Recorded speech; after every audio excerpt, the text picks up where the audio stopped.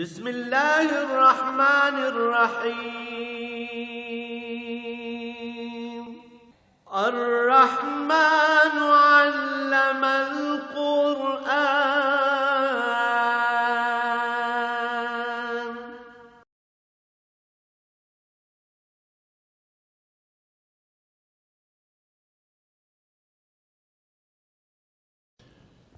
الحمد لله رب العالمين، والصلاة والسلام على حبيبه محمد وآله وصحبه أجمعين.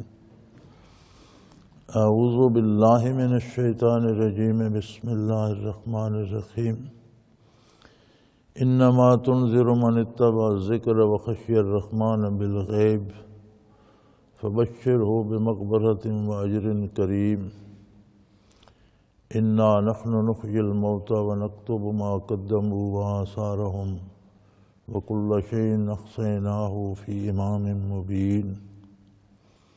واضرب لهم مثلا أصحاب القرية إذ جاءها المرسلون إذ أرسلنا إليهم اثنين فكذبوهما فعززنا بثالث فقالوا إنا إليكم مرسلون.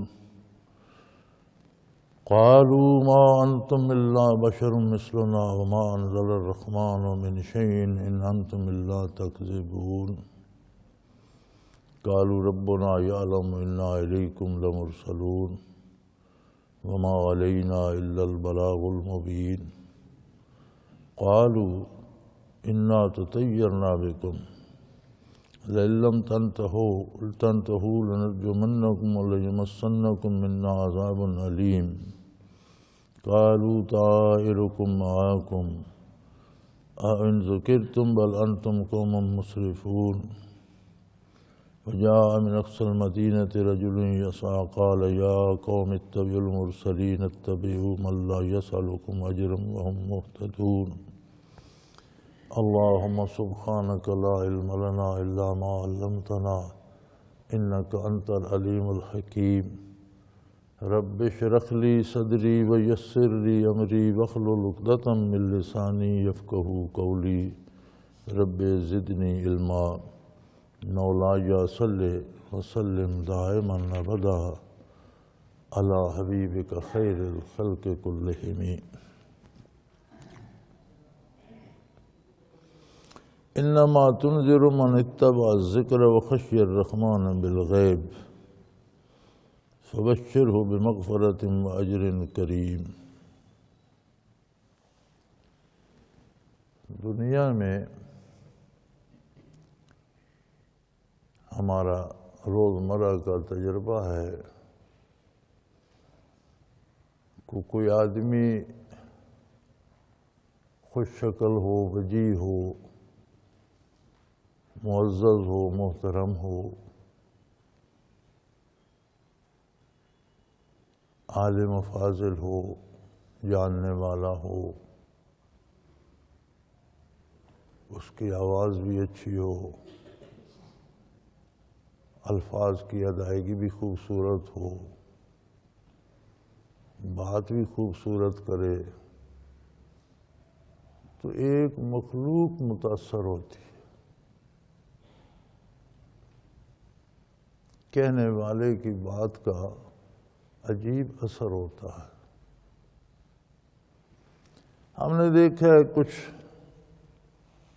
گانے بجانے والے لوگ ایک ایک مصرع پڑھتے ہیں تو ایک ایک مخلوق جھومتی رہتی ہے.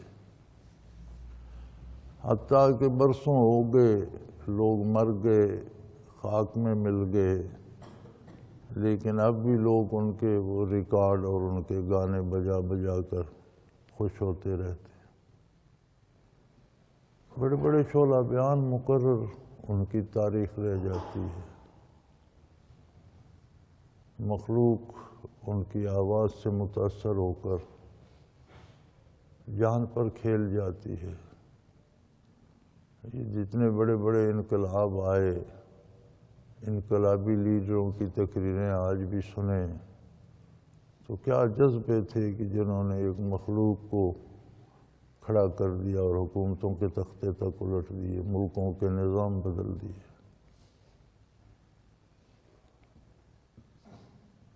یہ سارا کچھ ہمارے سامنے ہوتا ہے، ہمارا اپنا تجربہ ہے۔ لیکن کیا عجیب بات ہے کہ کہنے والا سب سے حسین تر ہو، بے مثل ہو، بے مثال ہو، جس جیسی کوئی دوسری صورت اللہ نے بنائی نہ ہو، جس کا حسن ظاہر بے مثال ہو، جس کا کمال باطن بھی بے مثال ہو، جو انبیاء کا بھی سردار ہو، جس کی آواز کی شیرینی بھی بے مثل ہو، جس کی کوئی دوسری مثال نہ ہو، جس کے علوم کا کوئی کنارہ نہ ہو، اللہ کی طرف سے جسے اتنے علوم دیے گئے ہوں کہ جو اللہ جانے یا اللہ کا رسول جانے، تمام ظاہری خوبیاں، تمام باطنی خوبیاں ہوں، پھر کلام ذات باری کا ہو، سنانے والی اللہ کی محبوب ہستی ہو،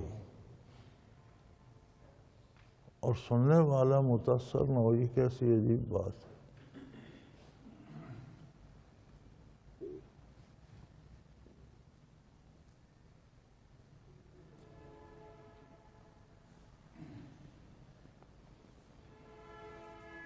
یہ ایک اللہ کریم کا نظام ہے۔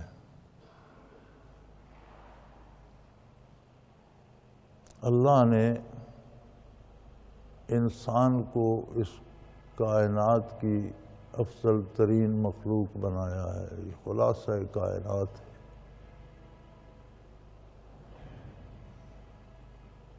باقی ساری مخلوق جو پیدا فرمائی ہے زبور زمین پر، آسمانوں میں، یہ سب انسان کی بناوٹ، تعمیر و ترقی، حیات و موت، سب اس سلسلے میں سارے انسان سے متعلق ہیں، سب انسان کی خدمت میں لگی، روئے زمین کی ہر چیز انسان ہی کی خدمت کر رہی ہے۔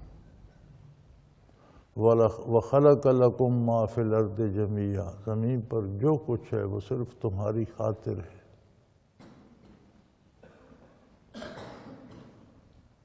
انسان کو شعور دیا، استعداد دی، اور ایک عجیب استعداد دی جو باقی کسی مخلوق کو نہیں دی، اور وہ ہے معرفت باری کی استعداد۔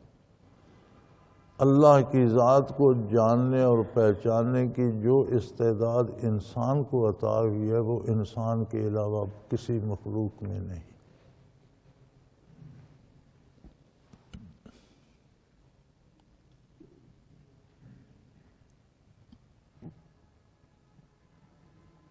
اب اسے اختیار دے دیا،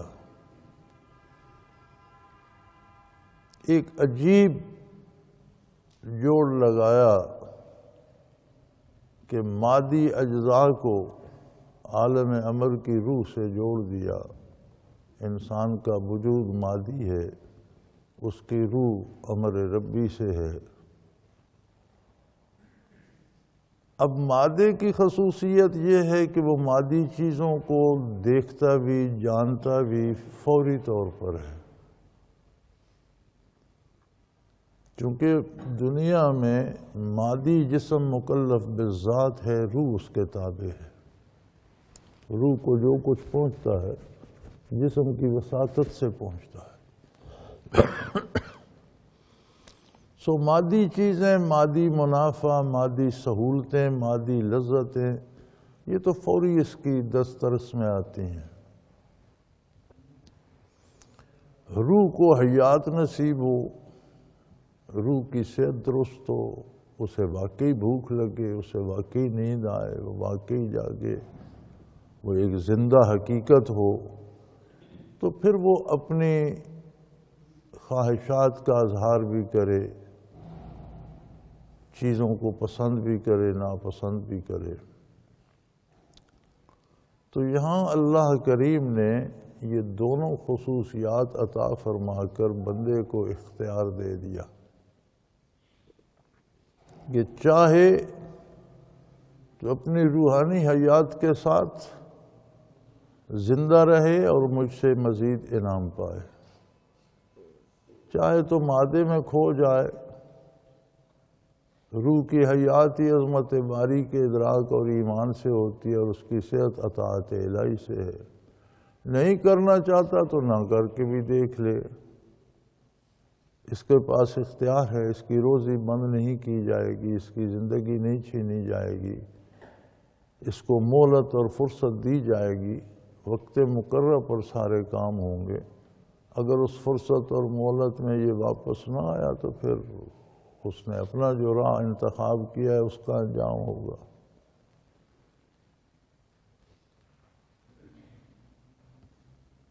تو سوال یہ تھا کہ کلام اللہ کا ہو اور متکلم کا پرتو ذاتی ہوتا ہے اس کے کلام میں، جو بول رہا ہوتا ہے نا، بندہ کا بات کر رہا ہے تو اس کی ذات کا ایک اثر اس کلام میں ہوتا ہے۔ جب اللہ کا ذاتی کلام ہے تو پرتو جمال کا امین ہے، اور پھر وہ کلام حضور علیہ الصلوۃ والسلام بندوں تک پہنچائیں، اور آپ کی زبان حق ترجمان کی شیرینی بھی اس میں شامل ہو، آپ کی برکات بھی شامل ہو، اور اگلا اس پر غور ہی نہ کرے۔ کیوں؟ ہماری مصیبت یہ ہے کہ ہم جو اس طرح کی آیات آتی ہیں ان کافروں پر چسپاں کر دیتے ہیں، جو آیات مبارک اور اچھی آتی ہیں کوئی صحابہ پر اور یا اللہ پر چسپاں کر دیتے ہیں، ہم الگ بیٹھے رہتے ہیں کہ ہمارے لیے اس میں شاید کچھ بھی نہیں۔ دیکھنا یہ ہوتا ہے کہ کافروں کو اثر کیوں نہیں ہوتا تھا، وہ اثر پذیر کیوں نہیں ہوتے تھے؟ کیا ہم ہوتے ہیں؟ دیکھنا تو ہمیں یہ ہے کہ 5 دفعہ بارگاہ ایزدی سے اللہ کے گھر سے آواز آتی ہے۔ کیا ہم حاضر ہوتے ہیں؟ ہمارے پاس فرصت ہے یا نہیں؟ ہم پر کوئی اثر ہوتا ہے یا نہیں؟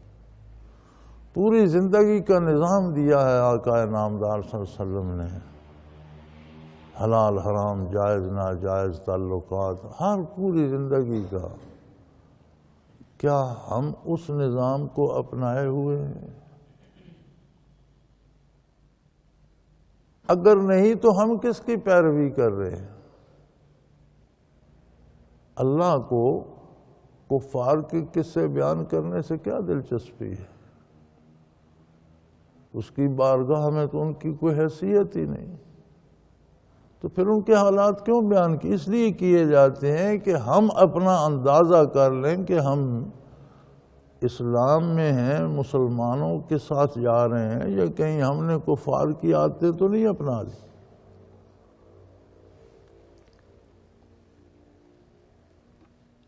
تو فرمایا آپ جو کچھ ارشاد فرماتے ہیں اور جن باتوں سے باخبر کرتے ہیں اور جو معرفت حق اور معرفت ذات عطا کرتے ہیں،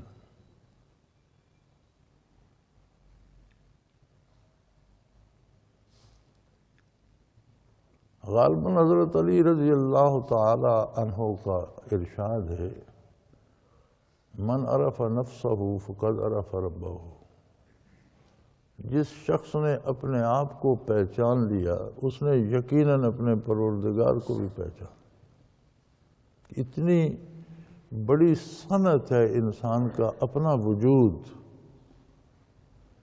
کہ کن کن ذرات کو کس کس پراست سے گزار کر ان کا خلاصہ تیار کیا، پھر اس میں سے انسان کے وجود کا بیج بنایا، پھر انسان کو پیدا فرمایا، پھر اس میں کھربوں سیل رکھ دیے، پھر رات دن ان کی تعمیر، ان کی حیات، ان کی موت، ان کی بیماری، ایک کائنات آباد ہے، ایک ایک وجود کے اندر کوئی بادشاہ ہے یا گداگر ہے، دونوں کے وجود کا نظام ایک جیسا ہے، ایک جیسے سیل ہیں، ایک جیسی ان کی حیات و موت ہے، ایک جیسا نظام چل رہا ہے، دونوں کو وہ پال رہا ہے۔ تو اگر کوئی اپنی تخلیق پر ہی غور کر لے تو عظمت باری کا ادراک اسے نصیب ہو جاتا ہے۔ لیکن اگر کوئی ہر طرف سے بے دھیان ہو کر صرف خواہشات نفس میں مبتلا ہو جائے اور ہوس کا اسیر ہو جائے تو اللہ کریم فرماتے ہیں میرے حبیب تیری آواز کی شیرینی برحق، تیرے ارشادات کا نور برحق، تیرا درد دل برحق جو تو ہر بندے کے لیے چاہتا ہے کہ اسے ہدایت نصیب ہو جائے، لیکن نصیب تو اسی کی ہوگی جس کا دل نصیب کرنے کو چاہے گا۔ ایک مردہ پڑا ہے، آپ اس کے سرانے واز کرتے رہیں، جی نماز کا وقت ہو گیا، جی یہ وضو کے لیے پانی رکھا ہے، جی یہ جا نماز بھی بچھا ہے، وہ کیا کرے گا؟ وہ اٹھ کے وضو کرے گا یا نماز پڑھے گا؟ آپ تلقین کرتے رہیں۔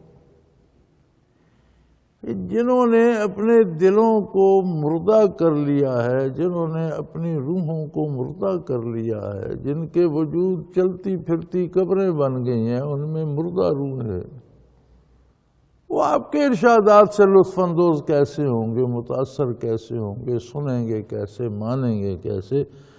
اس لیے انما تنذر من اتبع الذکر، آپ بہت پتے کی بات بتاتے ہیں۔ انذار ہوتا ہے کہ کسی کو آگے کی خبر کر دی جائے کہ جس راہ پہ تم جا رہے ہو اس راہ پہ فلاں جگہ پر ڈاکو ہیں، چور ہیں، اژدہا ہے، مصیبت ہے، لوٹے جاؤ گے، مارے جاؤ گے۔ اب ابھی اس نے جانا ہے، بڑی لمبی راہ ہے، لیکن آپ نے یہاں بتا دیا تو وہ اپنا راستہ بدل لے گا۔ نبی کا انذار ہوتا ہے، اللہ کے رسول کا انذار ہوتا ہے کہ جو عقیدہ، جو عمل کر رہے ہو، کل قبر میں جاؤ گے تو اس کا نتیجہ یہ خراب ہوگا، اس لیے اس راستے سے بچ جاؤ اور سلامتی کا راستہ اختیار کرو۔ اردو کا دامن چونکہ تنگ ہے، یہاں انذار کا مطلب ڈر لکھ دیتے ہیں، یہ دراصل خطرے سے بر وقت مطلع کرنا ہے کہ جدھر جا رہے ہو آگے بڑا خطرہ ہے، یہ راستہ بدل لو، یہ راستہ سلامتی کا ہے، ادھر جاؤ۔ اللہ کریم فرماتے ہیں میرے حبیب آپ کے ارشادات عالی میں مٹھاس بھی ہے، لذت بھی ہے، شیرینی بھی ہے، حقیقت بھی ہے، حق بھی ہے، نور بھی ہے، لیکن وصول کرنے والے میں بھی تو کوئی رمق زندگی کی باقی ہو۔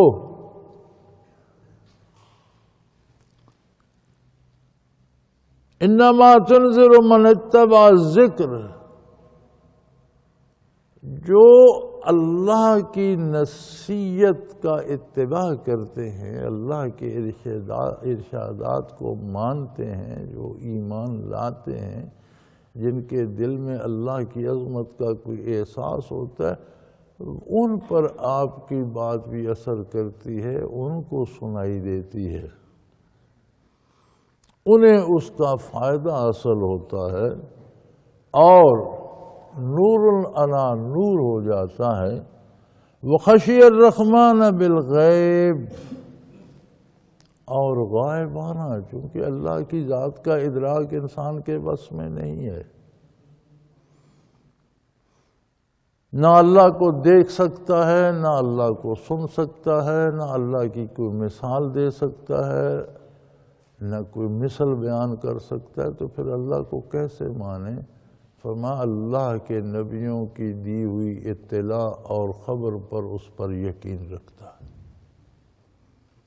جو صفات انبیاء نے فرمائی ہیں ان کو دیکھ کر، کائنات کو دیکھ کر، مخلوق کو دیکھ کر خالق کی عظمت کا قائل ہو جاتا ہے۔ تو جس میں یہ دو باتیں ہوں گی کہ غائبانہ اللہ کی عظمت کا احساس ہوگا اور اللہ کی بات کو ماننا چاہے گا، یعنی انابت ہوگی اس میں۔ انابت کہتے ہیں خلوص دل سے متوجہ ہونا، جو اللہ کی طرف امید لگائے گا۔ اسے نہیں پتہ اللہ کیسا ہے، اللہ کہاں ہے، اسے نہیں پتہ اللہ کا حکم کیا ہے، لیکن اس کے دل میں ایک تمنا پیدا ہوگی، ایک ارج ہوگی، ایک خواہش و آرزو ہوگی کہ کوئی مجھے اللہ کا پتہ ملے، میرا مالک جس نے مجھے پیدا کیا، جس نے مجھے یہ نعمتیں دیں، وہ کیسا ہے، میں اسے کیسے راضی کر سکتا ہوں، مجھ سے کس طرح خوش ہوگا۔ جہاں انابت آتی ہے میرے حبیب، وہاں تو آپ کے ارشادات گل و گلزار بنا دیتے، اور جہاں زمین میں ہی چٹانیں ہوں، چٹیل ہو، کلر زدہ ہو، بیمار ہو، آپ کے ارشادات سے کیا فرق پڑے گا، وہاں تو کوئی اثر نہیں ہوتا۔ انما تنذر من اتبع ذکر وخشی الرحمن بالغیب۔ کمال ہے، خشیت ہوتی ہے، یہاں بھی ڈاری لکھ دیا جاتا ہے اللہ سے بن دیکھے ڈرتے ہوں۔ خشیت ایک عام ڈر نہیں ہوتا، خشیت کو کسی خطرے سے ڈر نہیں ہوتا، کسی مصیبت سے ڈر نہیں ہوتا، کوئی دشمن کا ڈر۔ خشیت ہوتی ہے رشتوں میں دراڑ آنے کا ڈر۔ جب اللہ کریم سے تعلق پیدا ہو تو پھر ایک خطرہ جو پیدا ہوتا ہے کہ میرے کسی قول، میرے کسی فعل، میری کسی سوچ سے جو میرا اللہ سے بندگی کا تعلق بن گیا ہے، وہ میرا مالک ہے، میں اس کا کہیں اس میں دراڑ نہ، کہیں میرا مالک مجھ سے خفا نہ ہو جائے، یہ خشیت ہوتی ہے۔ فرمایا خشی الرحمن، یہ ڈر اگر دشمنی کا، یہ مصیبت کا ہوتا تو آگے رحمان نہ آتا۔ سب سے بڑا مہربان جو ہے، تو مہربان سے ڈرنا کیا مانی بھائی، وہ تو رحمان ہے، بہت بڑا رحم کرنے والا۔ تو پھر ڈر یہ ہے کہ جو میرا اس سے رشتہ ہے اس میں بال نہ آ جائے، اور خشیت ہوگی وہاں جہاں آگے رحمانیت ہوگی، جس سے آگے امیدیں وابستہ ہوں گی، جس سے ہمیں انعامات اور نعمتیں مل رہی ہوں گی، وہاں ہی خشیت اور یہ خطرہ ہوگا کہ کہیں میں اس کریم کو خفا نہ کر بیٹھوں۔ فرمایا میرے حبیب جو میری پرواہ نہیں کرتے، میں ان کو آپ کے ارشادات عالی سننے کی توفیق سے محروم کر دیتا ہوں۔ توفیق ہی انہیں نصیب ہوتی ہے جن کے دل میں عظمت الہی جگہ پاتی ہے۔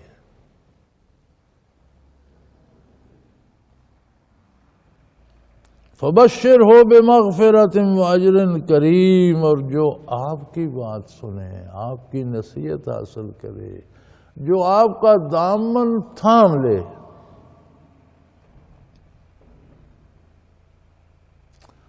بات تعلقات کی ہوتی ہے۔ ہمارے ہاں رواج ہے، میرا خیال ہے، میں یہ سمجھتا ہوں، غلط بھی ہو سکتا ہے، لیکن میں یہ سمجھتا ہوں کہ پاکستان کا ہر آدمی یورپ اور امریکہ اور مغربی ممالک میں یا میڈل ایسٹ میں جانے کو تیار بیٹھے، جسے کہو وہی تیار ہے۔ اگر انہیں موقع ملے تو شاید یہ ملک خالی کر جائے، سارے چلے جائیں۔ تو ہمارے اکثر لوگ امریکہ میں ہیں، یورپ میں ہیں۔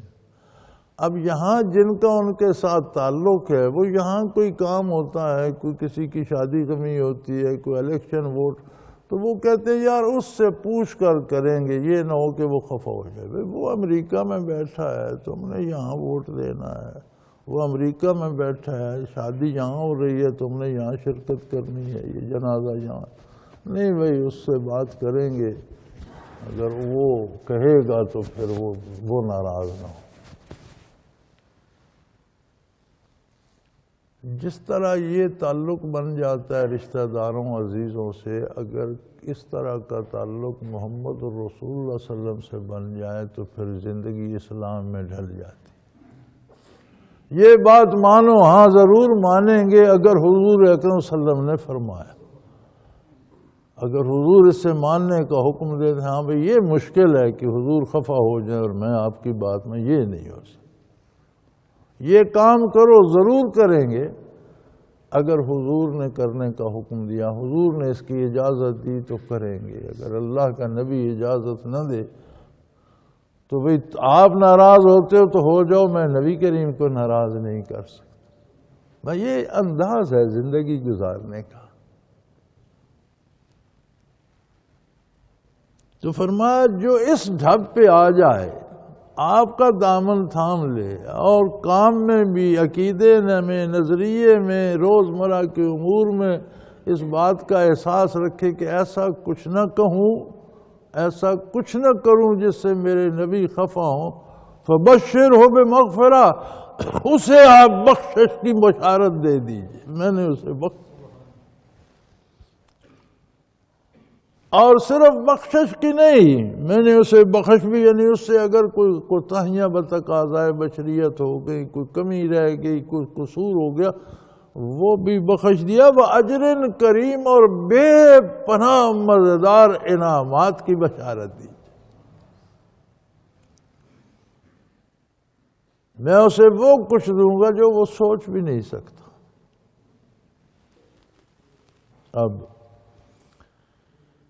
اللہ کا وعدہ بھی سامنے ہے، نبی کریم صلی اللہ علیہ وسلم کا کرم بھی سامنے ہے، راستہ بھی واضح ہے، انتخاب بندے پر آیا ہے، وہ کیا کرتا ہے۔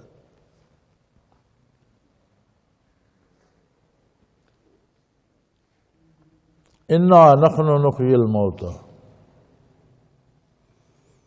جو آپ کا دامن نہیں تھامے گا کیا وہ بھاگ جائے گا کہیں؟ اللہ کی گرفت سے کہیں روپوش ہو جائے گا؟ نہیں، فرمایا اِنَّا نُحْيِي الْمَوْتَى، ہم یقیناً مردوں کو بھی زندہ کریں گے۔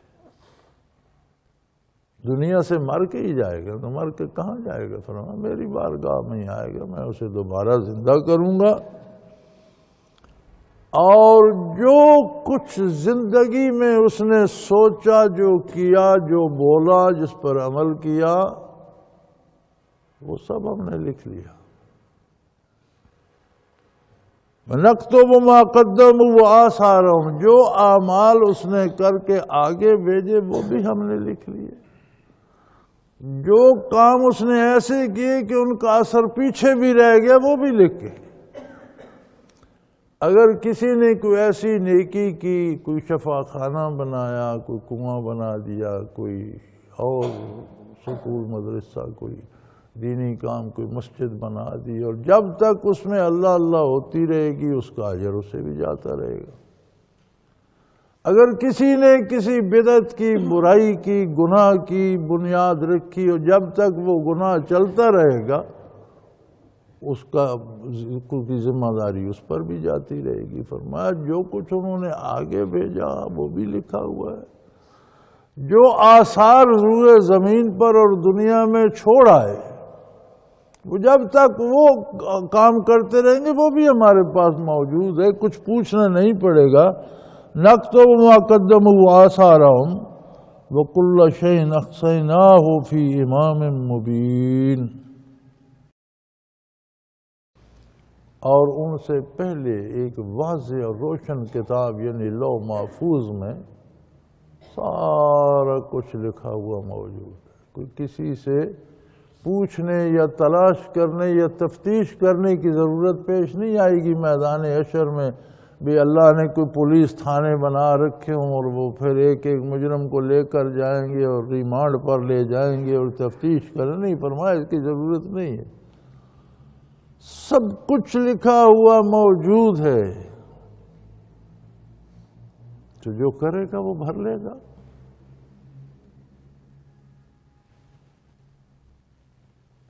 یہ تو بڑا یار مشکل کام ہو گیا۔ تو زندگی ہے، دنیاوی مجبوریاں ہیں، خواہشات ہیں، آرزویں ہیں، اللہ کریم جل شانہ ہمارے علم، ہمارے ادراک، ہماری عقل سے بہرحال ورا ہے۔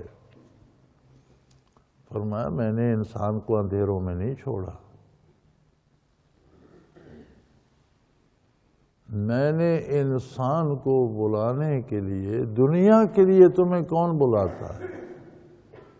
دنیا کا داعی تو شیطان ہے، پھر اس کے پیروکار ہیں، بدکار اور برے لوگ تمہیں گناہ کی طرف بلاتے ہیں۔ اطاعت الہی کو چھوڑ کر، اتباع رسالت کو چھوڑ کر میں دنیاوی لذات میں بلانے والے کون ہیں؟ چور، اچکے، بدماش، شرابی، زانی، فاسق، فاجر اور شیطان کے چیلے۔ ادھر بھاگ پڑتے ہو، ادھر دیکھو میں نے انبیاء مبعوث فرمائے، مقدس ترین ہستیاں، حاملان وحی، پھر انہیں اپنے کلام سے نوازا اور تمہارے پاس بھیجا۔ تم اندازہ کرو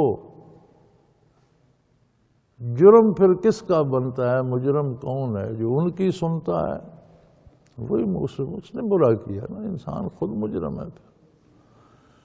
پھر میرے بھی وَاضْرِبْ لَهُمْ مَثَلًا أَصْحَابَ الْقَرْيَةِ، ایک گاؤں والوں کی بات انہیں سنائیے مثال کے طور پر کہ اللہ کتنے کریم ہیں۔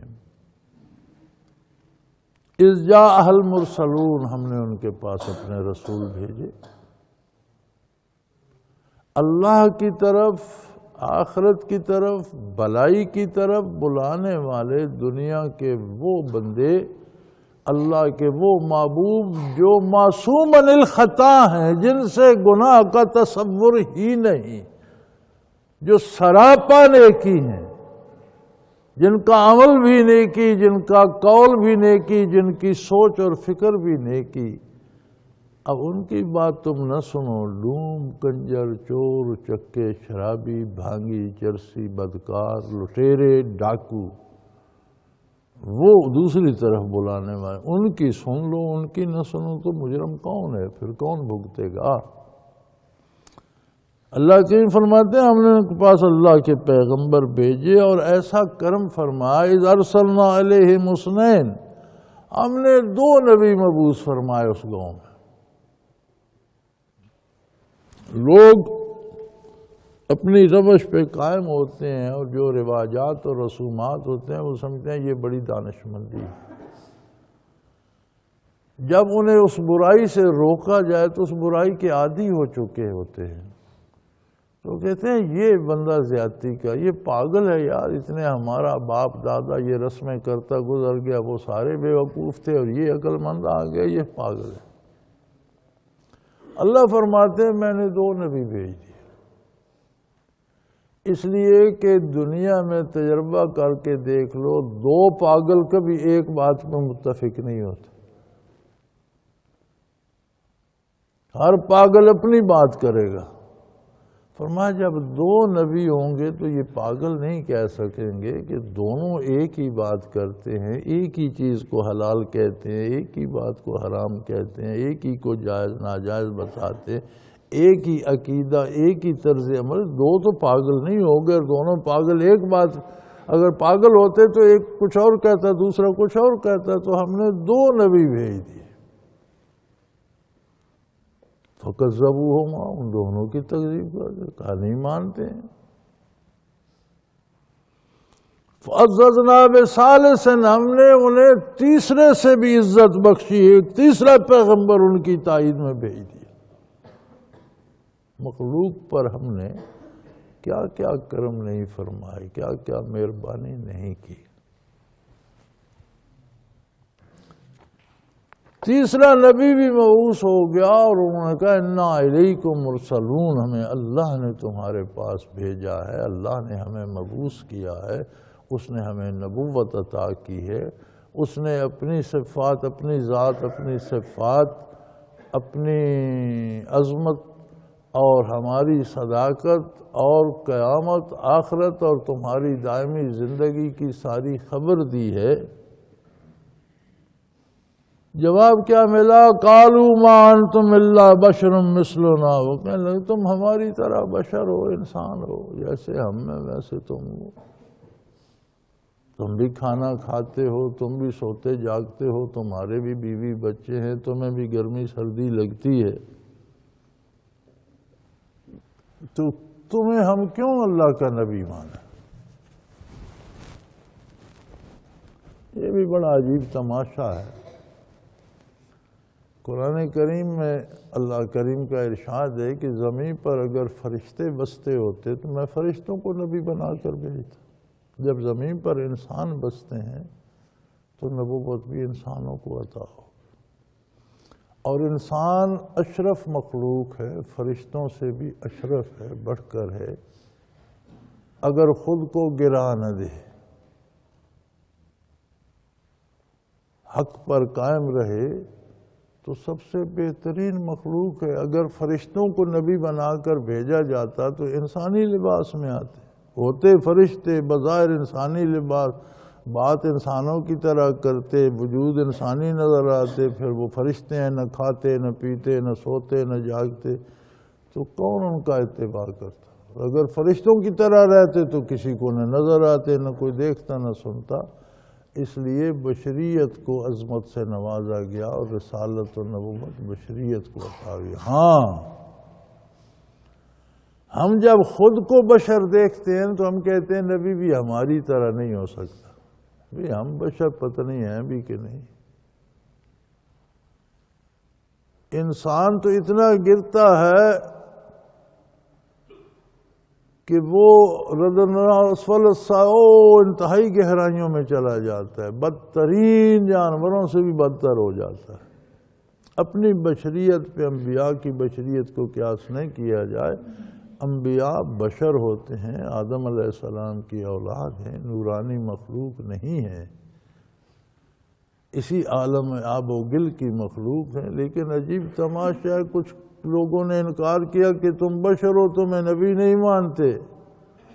ایک طبقے کو ہم نے اب یہ سکھا دیا کہ نبی کو نبی تو مانو، بشر نہ مانو۔ یار کیا تماشا ہے، بشر نہیں ہے تو نبی کیسے ہے؟ کیونکہ نبوت تو ملی عالم بشریت کو ہے۔ ہاں، میرے اور آپ جیسا بشر نہیں ہے، نبی کی بشریت نبوت کی شان کے مطابق ہوتی ہے۔ انما انا بشر مثلکم یوحی الی، ہاں بے شک میں بشر تمہاری طرح ہوں، لیکن میری بشریت اتنی لطیف، اتنی منزہ، اتنی پاک ہے، یوحی الی، مجھ پر اللہ سے وحی آتی ہے۔ بشر تو تم بھی ہو، لیکن تم میں تو میری بات سمجھنے کی استعداد نہیں، جبکہ میں اللہ کا کلام سنتا۔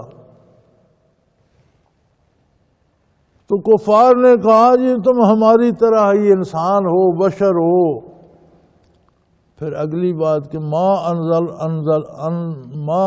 الرحمن من شیء، کہنے لگے رحمان نے تو کوئی چیز اتاری ہی نہیں۔ اب دیکھو، نبوت کا انکار کر رہے ہیں، اللہ کو رحمان مان رہے ہیں، تو پھر وہ کافر کیوں ہے؟ انہیں مسلمان ہونا چاہیے نا، اللہ کو رحمان تو مان رہے ہیں۔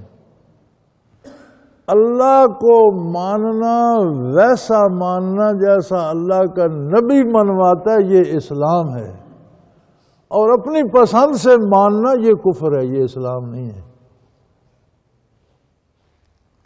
ایک ہستی جو سب کی خالق ہو، یہ عقل کی مجبوری ہے کہ وہ مانے۔ جتنے بت پرست ہیں وہ بھی چھوٹے چھوٹے بت، پھر انہیں اس سے بڑا، پھر اس کو بنانے والا، آخر ایک ایسی ہستی ماننی پڑتی ہے جو خود سب کو بنانے والی ہے، کوئی اس کا بنانے والا نہیں۔ یہ مجبوری کا ماننا اور بات ہے، اور ویسا ماننا جیسا اللہ کا نبی منواتا ہے، یہ اسلام۔ اللہ کے ساتھ بھی ایمان وہ مقبول ہے، ورنہ یہ کافر جو انبیاء کا تو انکار کر رہے ہیں اور کہہ رہے ہیں ہماری طرح کہ انسان ہو، ہم تمہیں نبی نہیں مان، پھر کہنے لگے رحمان نے، اللہ کریم نے تو کچھ نہیں اتارا۔ یہ لوگ جھوٹ بول رہے ہیں۔ یعنی اپنا ایمان ثابت کر رہے ہیں کہ ہم اللہ کو تو مانتے ہیں، اللہ نے کچھ اتارا ہوتا تو وہ بات بھی ہم مان لیتے، یہ اللہ پر جھوٹ بول رہے ہیں، اللہ نے کچھ نہیں ہوتا۔ اس کا مطلب ہے کہ نبی کے علاوہ اپنی پسند سے ماننا ایمان نہیں ہے، یہ کافروں کا بھی عطیرہ ہے۔ اللہ کو ویسا ماننا جیسا اللہ کا نبی منواتا ہے، یہ ایمان ہے۔ انبیاء نے فرمایا قالوا ربنا یعلم، اللہ بہتر جانتا ہے، اللہ اس بات پہ گواہ ہے، اس نے ہمیں مبعوث فرمایا، انا الیکم لمرسلون، ہمیں یقیناً تمہاری طرف بھیجا ہے، اللہ کریم نے بھیجا ہے، ہمارا تم سے کوئی لین دین نہیں ہے، ہم تم سے کوئی معاوضہ نہیں چاہتے، ہمیں تم سے کچھ نہیں چاہیے، ہم تمہیں اللہ کا پیغام پہنچا رہے ہیں۔ وما علینا الا البلاغ المبین، اور ہماری ذمہ داری بھی بات پہنچانا ہے، بات منوانا ہماری ذمہ داری نہیں ہے کہ ہم کوئی ڈانگ سوٹا لے کر اور تم سے منوائیں اور تم سے اقرار، یہ ہمارا منصب ہے کہ اللہ کا پیغام تم لوگوں تک جیسا اللہ نے فرمایا منو ان، ایسا پورے کا پورا پہنچ جائے، یہ ہماری ذمہ داری ہے۔ تو وہ لوگ کہنے لگے قالوا انا تطیرنا بکم،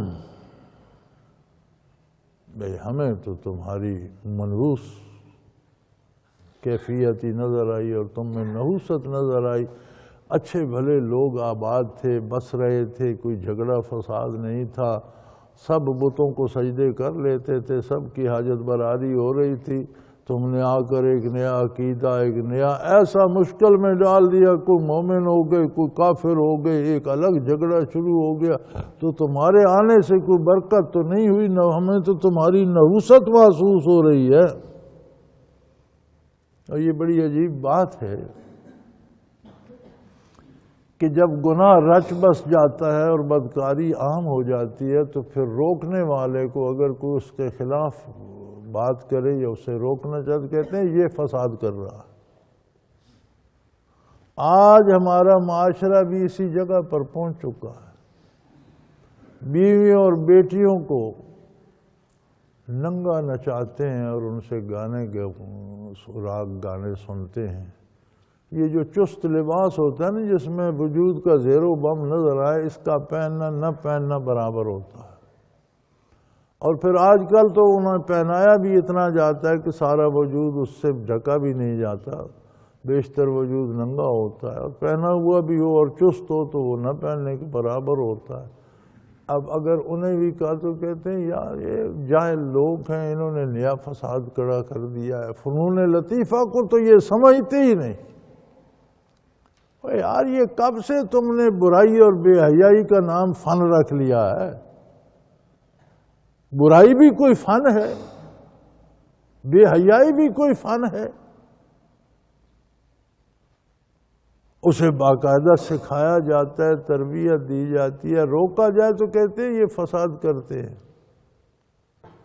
اور جب اس پر پھل پکتا ہے تو کہتے ہیں جی یہ بھی یہی کر رہے ہیں۔ بھی اگر تم بدکاری کا راستہ اختیار کرو گے، شرابیں پیو گے، بدکاری کرو گے، گانے گاؤ بجاؤ گے، تو اس پر پھل کیا لگے گا؟ یہی جو بھگت رہے ہو سارے، یہ جسے دہشت گردی کہتے ہو، یہ ان پودوں کا پھل ہے۔ جہاں بے حیائی ہوگی، جہاں گناہ ہوگا، جہاں برائی ہوگی، وہاں اس کے نتیجے میں یہ دہشت گردی بھی ہوگی۔ تاریخ انسانی کو دیکھ لو، آج نہیں، زمانہ جہالت میں بھی کیا یوں ہی لوگوں کو قتل و غارت ہوتی نہیں تھی؟ لوٹے نہیں جاتے تھے، مارے نہیں جاتے تھے؟ ویسٹ کو سارے کو دیکھ لو، ایسٹ کو دیکھ لو، دنیا ساری کو پھر کر تاریخ انسانی کو دیکھ لو، جہاں جہاں جب بے حیائی برائی بڑی، وہاں قتل و غارت ہوتی رہی۔ آج آ کر اگر ہم نے اسے بطور فن اپنا لیا ہے تو اس فن کا جو نتیجہ ہے، جو پھل اس پہ پکنا ہے، وہ تو پکے گا۔ دہشت گردی کو روکنا ہے تو بے حیائی کو روکو، ظلم کو روکو، ناانصافی کو روکو، معاشرے میں عدل لاؤ، دہشت گردی بھی ختم ہو جائے گی۔ آپ اس بوٹے کو، اس پودے کو سینچتے رہو اور کہتے رہو پھل نہ آئے، اس کی گوڈی کرتے رہو، اسے مزید کھاد ڈالتے رہو، اگر کوئی روکے تو کہو جی یہ فساد کرتے ہیں۔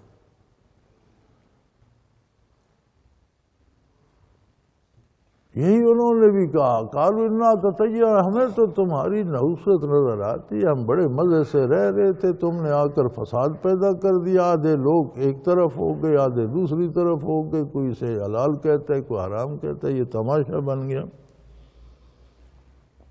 لئن لم تنتہوا لنرجمنکم وليمسنکم منا عذاب علیم، اگر تم اپنی اس تبلیغ سے باز نہ آئے تو ہم تمہیں سنسار کر دیں گے، پتھر مار مار کر قتل کر دیں گے، اور یوں ہی قتل بھی نہیں کریں گے، اس سے پہلے بہت تکلیفیں دیں گے، ایذا دیں گے، گرم لوہے سے داغیں گے، تپتی چٹانوں پر لٹائیں گے، تم پر بوجھ لا دیں گے، تمہیں ماریں گے، تمہیں زخم لگائیں گے، اور پھر سنسار بھی کر دیں گے، ورنہ اس سے باز آ جاؤ۔ انبیاء نے فرمایا قالوا طائرکم معکم، تم بے وقوف ہو، ہمارے ساتھ نحوست نہیں، ہمارے ساتھ تو برکات الہی ہیں، اور بھئی الہی ہے، ہدایت ہے، نور ہے، تمہاری نحوست تمہارے ساتھ۔ ذرا اپنے کردار کا جائزہ لو، وہ جب تم حرام کھاتے ہو، سود تمہاری معیشت ہے، بدکاری اور خرافات تمہارا فن ہے، اور اسے بطور فن انجوائے کرتے ہو، تو نحوست تو حرام کاری اور بدکاری سے پیدا ہوتی ہے، نحوست تو تمہارے ساتھ۔ طائرکم معکم، خلاف اسلام عقیدہ اور نظریہ، خلاف اسلام عمل، دونوں اپنی اپنی الگ نحوست اور سیاہی اور ظلمت رکھتے ہیں۔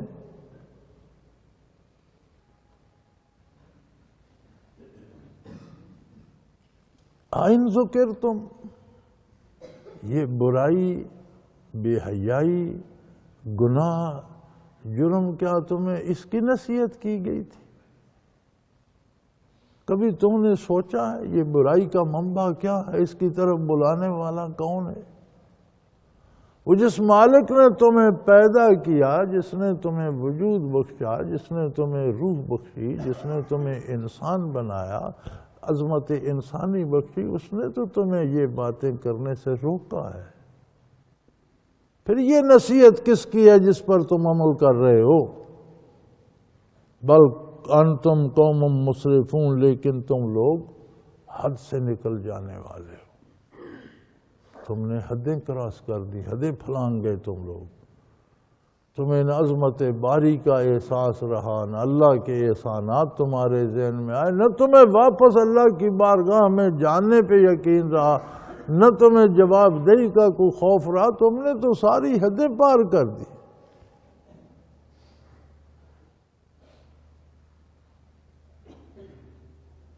اللہ کے مقبول بندے بھی ہوتے ہیں، اللہ کے اچھے بندے بھی کائنات میں ہیں۔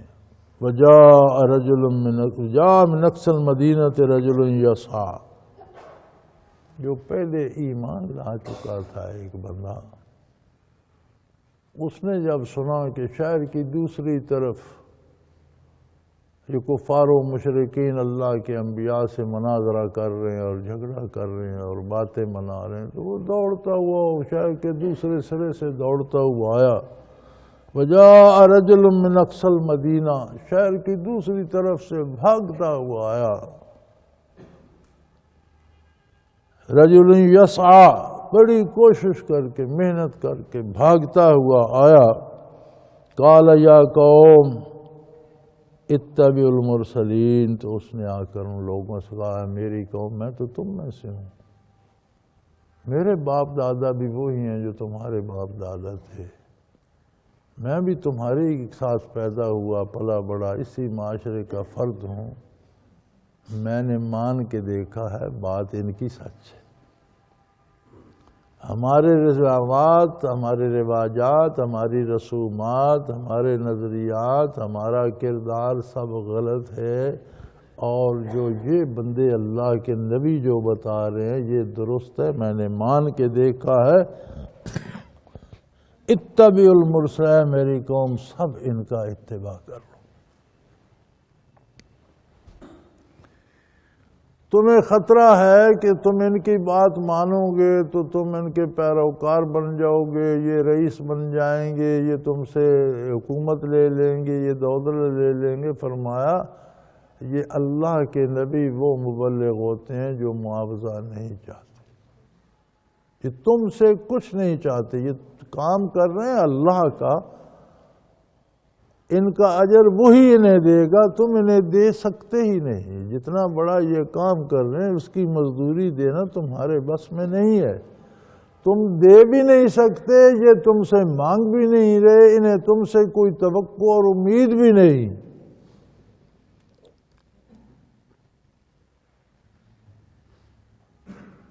اتبعوہم من لا یسألکم اجرا، دو باتیں ہیں۔ کیوں تم ان کی بات نہیں مانتے ہو؟ کیا تم سے یہ اجرت مانگ رہے ہیں؟ تم سے کچھ نہیں چاہتے۔ اسی لیے دین کا کام بطور روزگار نہیں کیا جاتا، دین کو پیشہ نہیں بنایا جا سکتا۔ علماء مساجد میں جو امامت کرتے ہیں وہ بھی تنخواہ لیتے ہیں، علماء مدارس میں جو پڑھاتے ہیں وہ بھی تنخواہ لیتے ہیں، تو جو امامت کرتا ہے اس پہ نماز تو خود بھی فرض ہے، تو پھر اس کی نماز کی اجرت کیسی؟ اگر اس کے ساتھ 10 بندوں نے پڑھ لی تو اس کی اجرت کیوں دی جائے؟ جو قرآن پڑھاتا ہے یا حدیث پڑھاتا ہے یا فقہ پڑھاتا ہے تو اسے تنخواہ کیوں دی جائے؟ تو یہ دین کے کام کی اجرت نہیں ہوتی یہ تنخواہ، یہ جو تنخواہ مدارس دیتے ہیں یا مساجد دیتی ہیں یہ ان کے وقت کی اجرت ہوتی ہے کہ وہ پابند ہوتے ہیں، کہیں اور جا کر روزی نہیں کما سکتے۔ اب ہمارے امام نے 5 نمازیں یہاں پڑھانی ہے تو وہ کہیں مزدوری کرنے کہاں جائے گا؟ مدرس نے مدرسے میں تعلیم دینی ہے تو وہ مزدوری کرنے جائے گا یا تعلیم دے گا؟ تو وہ جو ان کا وقت ہوتا ہے، فقہا فرماتے ہیں یہ دینی کام کی اجرت نہیں، یہ تنخواہ ان کے اس وقت کا معاوضہ ہے جو انہیں پابند کیا جاتا ہے۔ اور جو آدمی بیان کرنے جاتا ہے، میں جاتا ہوں، میں بیان کرتا ہوں، میں یہاں جمعہ پڑھا بیان کر، میں کہوں اب مجھے پیسے دو گے تو بیان کروں گا، تو یہ حرام ہے، یہ جائز نہیں ہے اور اس سے فائدہ بھی نہیں ہوتا۔ یہ جو بیان کرنے ہیں یہ اس کا اجر اللہ دے گا، اللہ کی بات پہنچانے کا اجر اللہ سے جسے توقع ہو وہ یہ کام کرے اور اللہ ہی سے امید رکھے۔ اور یہ جو آج کل ہو گئے نا، فلاں کو بلاؤ اور جہاز کا ٹکٹ بھی دو یا کار بھیجو اور 3 لاکھ روپیہ بھی دو، یہ اس سے آپ اس کے نتائج دیکھ لیں، اس سے کیا دین پھیلتا ہے؟ برائی پھیلتی ہے، بدعات پھیلتی ہیں، رسومات پھیلتی ہیں، رواجات پھیلتے ہیں، دین نہیں پھیلتا۔ تو اس نے کہا بھئی دیکھ لو میں تو تم میں سے ہوں، میں نے مان کے دیکھا ہے، بڑی مزیدار بات ہے، تم بھی مان لو یہ اللہ کے رسول ہیں اور تم سے چاہتے کچھ نہیں، بے غرض لوگ ہیں، تم سے انہیں کوئی طمع نہیں ہے، نہ تم سے حکومت چاہتے ہیں، نہ اقتدار چاہتے ہیں، نہ دولت چاہتے ہیں، نہ مال چاہتے ہیں، یہ تمہیں اللہ کے روبرو کھڑا کر تمہیں دینا چاہتے ہیں، لینا کچھ نہیں چاہتے۔ تم جن گمراہیوں میں، جن پستیوں میں، جن ذلتوں میں، جن دوریوں میں پڑے ہو، جن اندھیروں میں بھٹک رہے ہو، ان سے نکال کر تمہیں اللہ کے روبرو اس کی رحمت کے زیر سایہ کرنا چاہتے ہیں، تو ان کی بات کیوں نہیں سنتے ہو، کیوں نہیں مانتے ہو؟ پھر مزے کی بات یہ وَهُمْ مُهْتَدُونَ، یقینی طور پر یہ نبی جو ہے یہ ہدایت پر بھی ہیں، سچے راستے پر ہیں، حق پر بھی ہیں، نبی ہونا اس بات کی دلیل ہے کہ جو وہ فرماتا ہے وہ حق ہے، چونکہ وہ اپنی طرف سے کچھ نہیں کہتا۔ ما ینطق عن الہویٰ ان هو الا وحی یوحیٰ، اللہ کا نبی وہی بات پہنچاتا ہے جو پہنچانے کا حکم اسے بارگاہ الوہیت سے ملتا ہے۔ تو بات بھی سچی کہہ رہے ہیں، خود ہدایت یافتہ بھی ہیں، سچے بھی ہیں، جانتے بھی ہیں، انہیں علم بھی ہے۔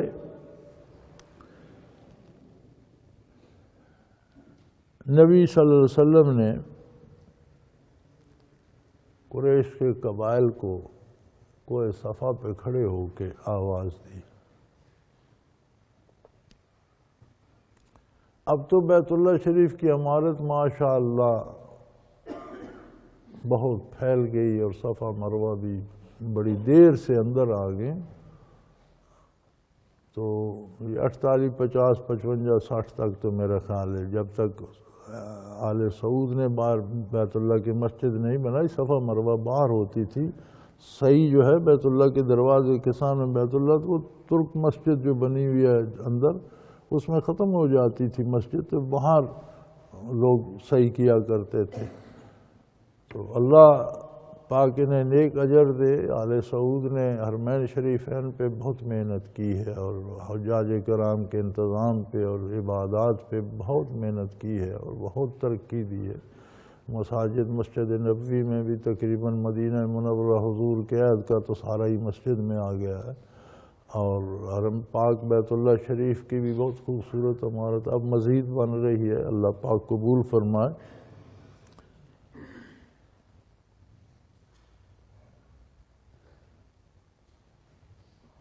تو یہ جگہ کھلی ہوتی تھی، تو کوہ صفا پر حضور نے چڑھ کر مختلف قبائل کو آواز دی۔ تو قبائل کے چیدہ لوگ یا جنہیں نصیب تھا جمع ہونا شروع ہو گئے، تو نیچے مخلوق جمع ہو گئی، شہر کے باسی آ گئے۔ تو آپ چونکہ پہاڑ کے اوپر کھڑے تھے، جو بندہ اوپر کھڑا ہوتا ہے اس کے سامنے پہاڑ کا دوسرا رخ بھی ہوتا ہے، جو نیچے کھڑا ہے پہاڑ کے پیچھے کیا۔ تو آپ نے فرمایا کہ دیکھو تم مجھے کیسا سمجھتے ہو، میرے بارے تمہاری کیا رائے ہے؟ تو سب نے کہا جی آپ صادق اور امین ہیں، آپ سچے بھی ہیں، آپ امانت دار بھی ہیں۔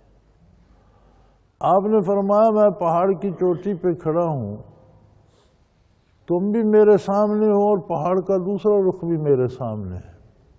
اگر میں تمہیں کہوں کہ پہاڑ کے پیچھے ایک لشکر ہے جو تم پر حملہ کرنا چاہتا ہے، تو تم کیا؟ ہم آپ کی بات مانیں گے اور اس کا دفاع کی تیاری کر لیں گے۔ تو فرمایا اسی طرح دونوں عالم میرے سامنے ہیں، میں تمہیں اس عالم کی خبر دے رہا ہوں کہ جس راہ پہ تم جا رہے ہو یہ تباہی کا راستہ ہے۔ شرک کو چھوڑ دو، کفر کو چھوڑ دو، اللہ کو وحدہ لا شریک مانو، اس کے نبی کو مانو، آخرت پر ایمان لاؤ، تو دوسری طرف باغ و بہار بھی ہے، ورنہ آگے بہت خطرہ ہے۔ اسی پر ابو لہب نے کہا تھا نا کہ تبت یدا کا آپ کے ہاتھ، یہ محاورہ تھا، کسی کو جھڑکنا ہوتا ہے تو کہتے تھے یا بھلا برا کہنے میں آپ کے ہاتھ ٹوٹ جائیں، جس کے جواب میں سورہ تبت نازل اللہ کریم تبت یدا ابی لہب، تب اللہ نے اضافہ کر دیا کہ صرف ہاتھ نہ ٹوٹیں، تباہ و برباد ہو جائے۔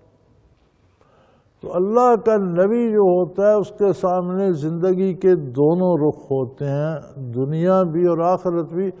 ہمیں دنیا کا رخ بھی صاف نظر نہیں آتا، ہم اندازے پہ کام کرتے ہیں، جیسے اندھیرے میں ٹامک ٹوئیاں ماری جاتی ہیں نا، ہم کرتے ہیں میں یہ غلہ خرید لوں، فائدہ ہوگا تو نقصان ہو جاتا ہے، پتہ ہوتا نقصان ہوگا تو کیوں خریدیں گے؟ ہم کہتے ہیں میں کپڑے کی دکان بنا لوں، بڑا نفع ہوتا ہے، اکثر اوقات بندہ مقروض ہو جاتا ہے، آج یہ کیا کیا، وہ تو الٹا نقصان دے گیا۔ ہم کہتے ہیں یہ دوائی کھا لوں ٹھیک ہو جاؤں گا، وہ کھاتے ہیں اس سے اور بیمار ہو جاتا۔